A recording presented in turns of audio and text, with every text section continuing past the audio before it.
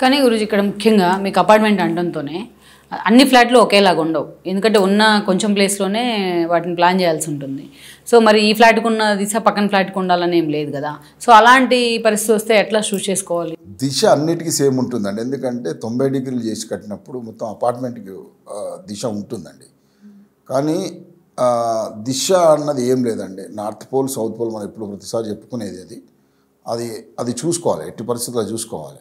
ఫ్లాట్లలో మారేది ఏంటంటే అంటే లిఫ్ట్ ఎటువైపు ఉన్నది, అంటే కారిడార్ మధ్యలో కారిడార్ ఉన్నప్పుడు లిఫ్ట్ ఎటువైపు ఉన్నది, మెట్లు ఎటువైపు ఉన్నది, దాన్ని బట్టి మనం తీసుకున్న ఫ్లాట్ మనం నడకొస్తుంది.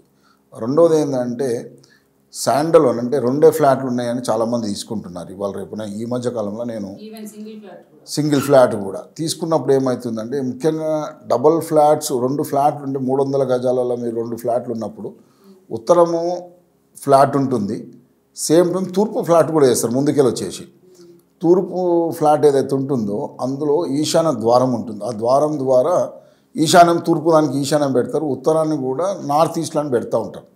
ఈ 2 తప్పేనండి.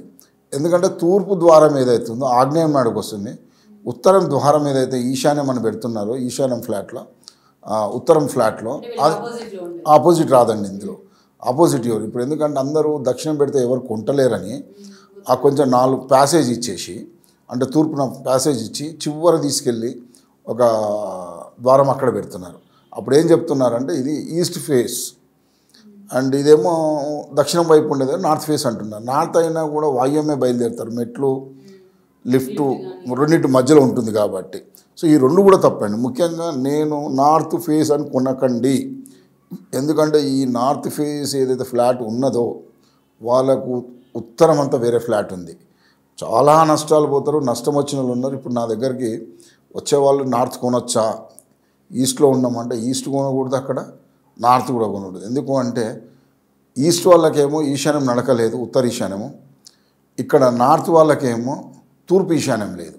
అంటే ఇటు తూర్పుకి వీళ్ళు నడవరు, వాళ్ళు ఉత్తరానికి నడవరు, వీళ్ళిద్దరు ఇబ్బంది పడతారు. రెండోది ఏంటంటే నడక తూర్పు వాళ్ళేమో ఆగ్నేయం, ఇందాక నేను చెప్పినట్టు, ఇది ఉత్తరం ఉన్న వాళ్ళే వాయువ్యం నడక. ఈ 2 కూడా నష్టం చేస్తాయి. కాబట్టి మనం ఇక్కడ ద్వారాలు ఏదైతే ముఖ్యంగా ద్వారాలు కనుక మార్చుకొని ఏ ద్వారం ఎప్పుడు ఎక్కడ ఉంటే బాగుంటుందని చూసుకుంటే హాల్లో కొంచెం అటు ఇటు ఉన్నా.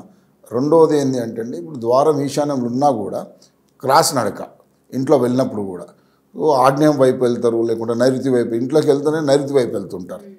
అట్లా ఈశాన్యంలో పెట్టుకుంటే ఏ ఈశాన్యం పెట్టుకున్నా బెడ్రూమ్స్ అన్నీ సౌత్ వెస్ట్లో ఉంటున్నాయి కాబట్టి నడక మొత్తం నైరుతి పోతుంది. కాబట్టి ఇంట్లోకి వెళ్ళి నైరుతే పోవాలి మన బెడ్రూమ్కి వెళ్ళాలన్నప్పుడు. కాబట్టి ఈ 2 అవాయిడ్ చేస్తే చాలా మంచిదని చెప్తాను. Please like, share and subscribe vastu Guru YouTube channel.